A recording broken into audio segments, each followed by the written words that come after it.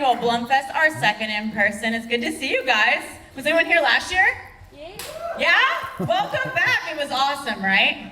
Yeah, as you all know that we're here last year, we had an incredible panel of creatives here to speak with you all, and today's not going to be any different. You're in for a real treat. Now, as you all know, Universal Orlando Resort has partnered with Blumhouse for over a decade, starting with the Purge Anarchy Scare Zone in, does anyone know?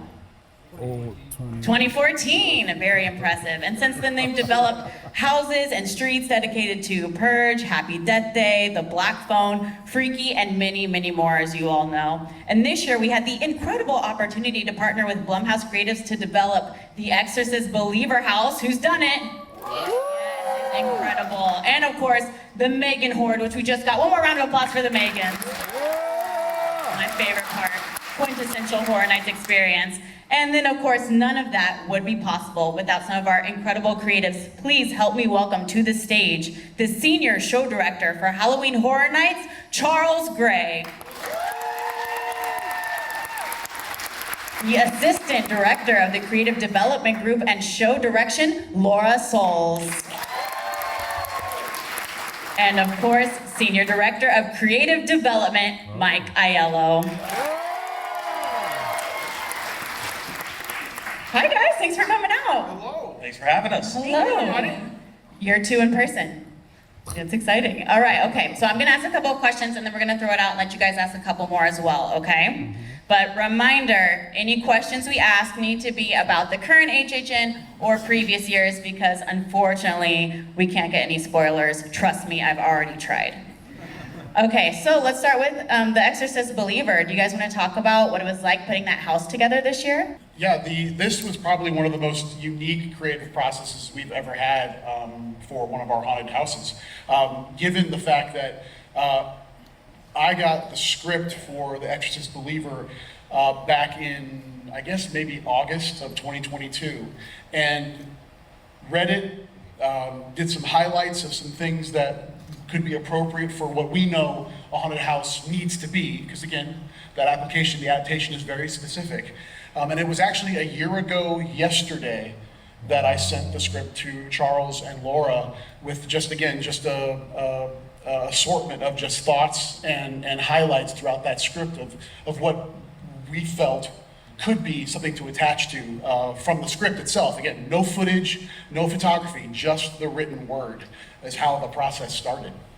Once we created that framework, it was parallel path, I would say, with while we were shooting, we were creating. So we would get access to day of pictures off the set, which was really fascinating. So you may have a conception of what is on the page, what it looks like in your mind, and then within a day see what it actually was on set. And that was exciting.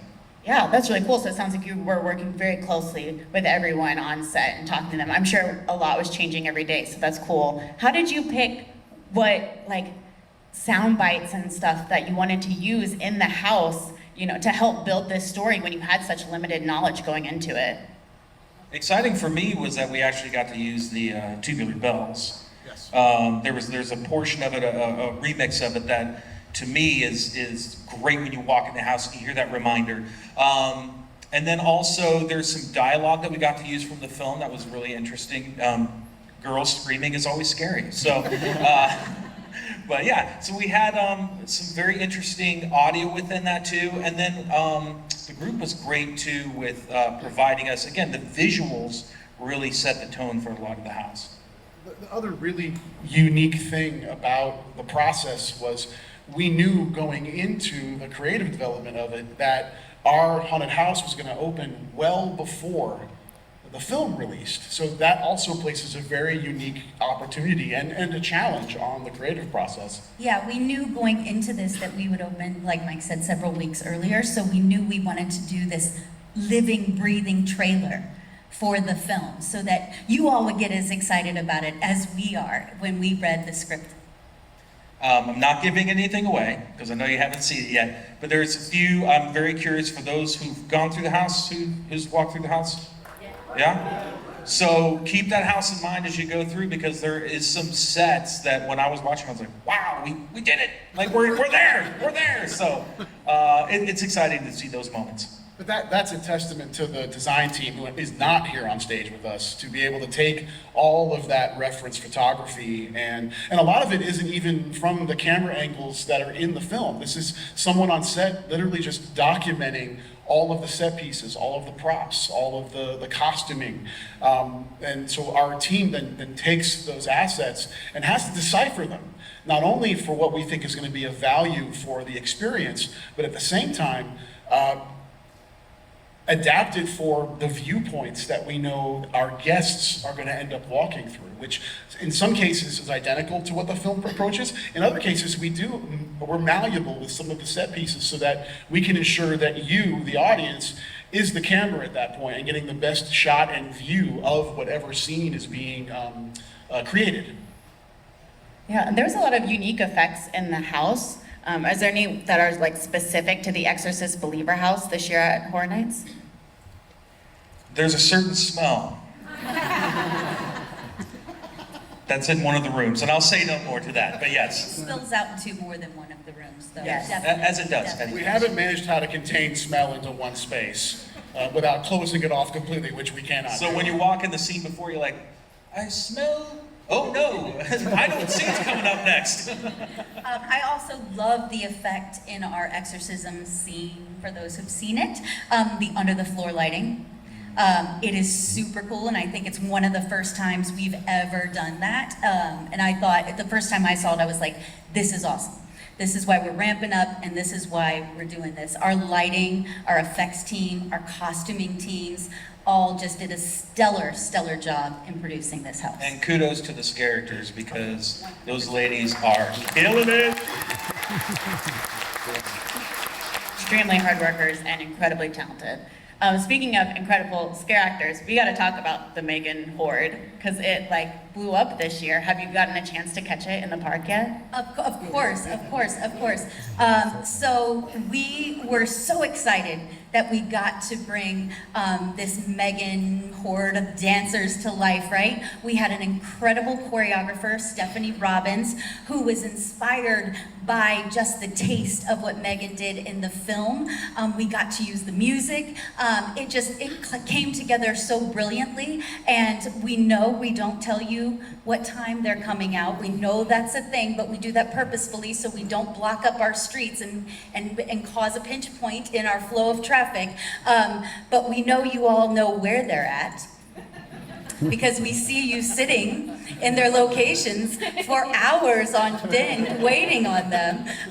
But no, we are extremely happy as how much you all love it, because we love it ourselves, and the girls are just incredible.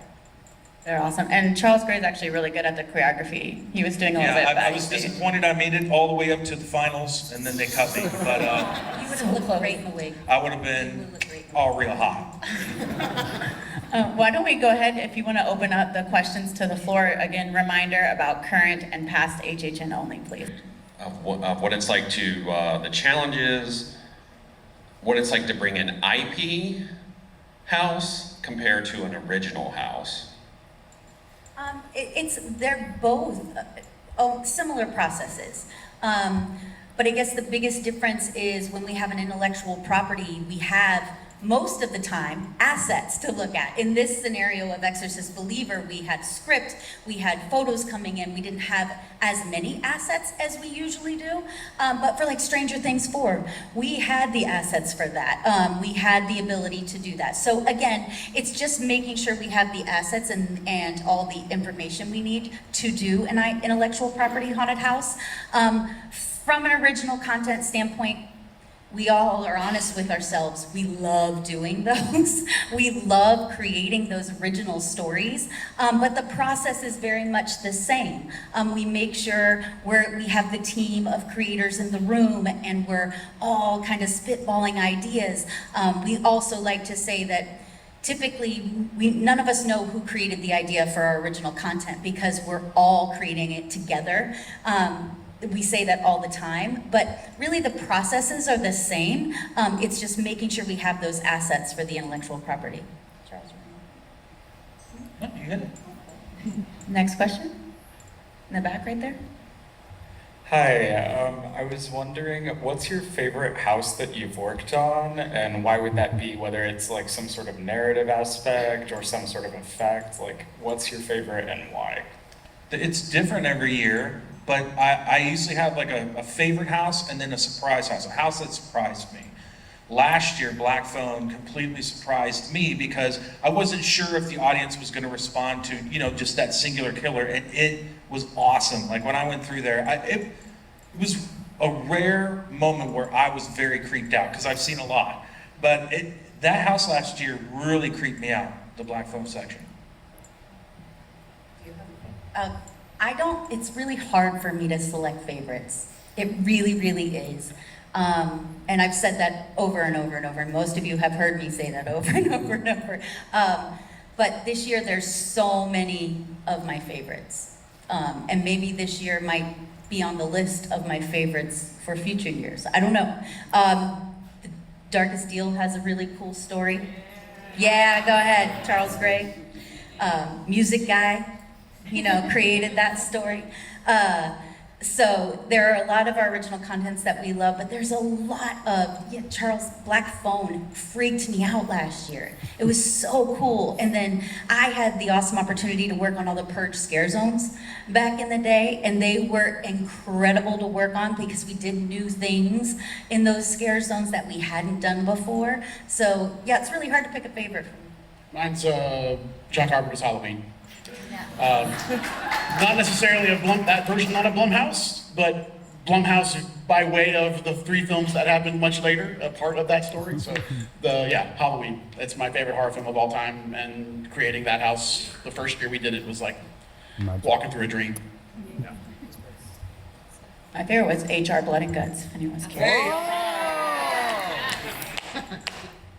Yeah, right here in the front. I know you said you don't have favorites, but who's your favorite icon, either just as a character or to work on, like in the past, like Jack or Chance or whoever? Go ahead.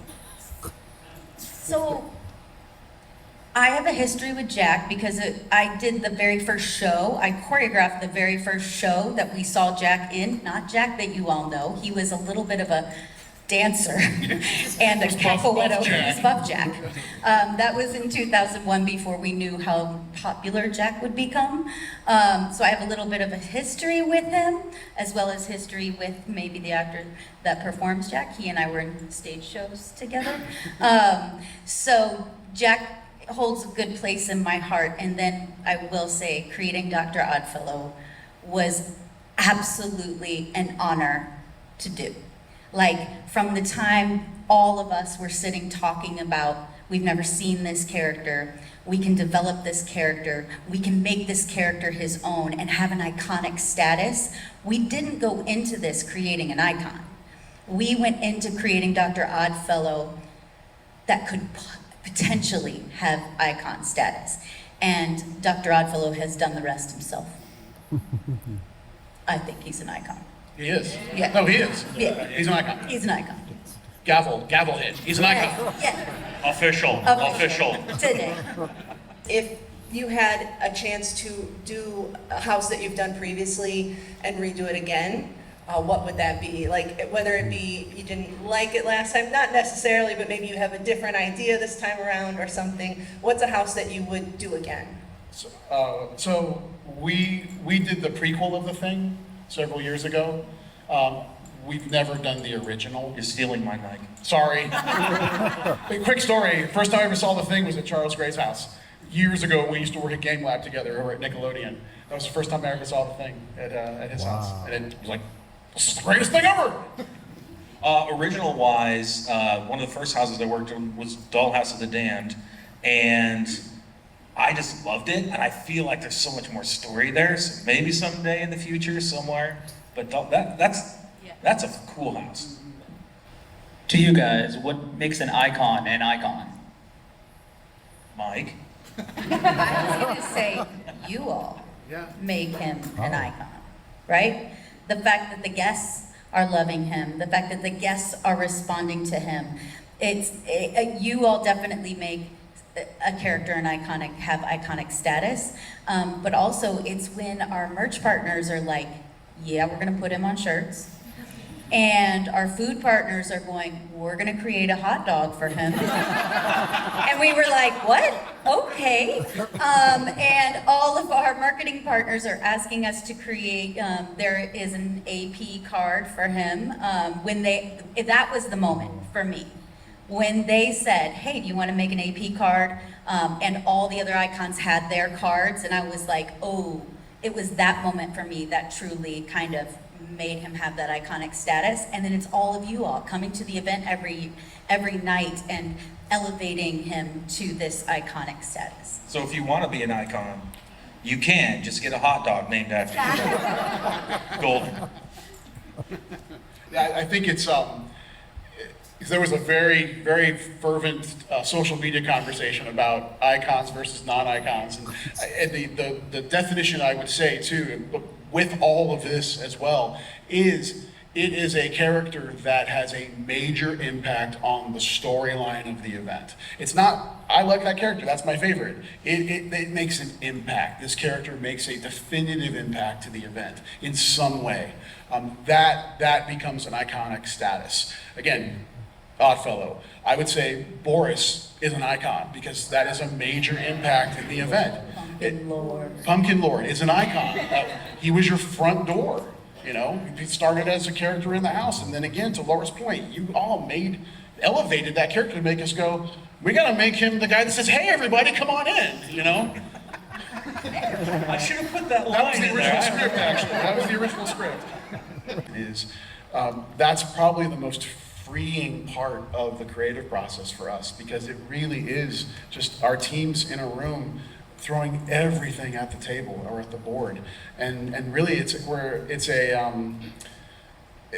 a curse of riches at that point, because there's so many different things, so many different ideas, so many different characters and environments that we haven't really done before. Or juxtaposition is also a really unique aspect of the creative process. Are there things that we can bring, things that are seemingly separate that we can bring together and make something out of? So it's not really anything that we haven't been able to do, it's that we haven't done it yet, you know? Great answer. Well, thank you all again so much for coming out and answering your questions. Everyone, one more time for Charles Gray, Laura Souls, and Mike Aiello. Thank you all so much. Good. Thank you. Thank you, guys.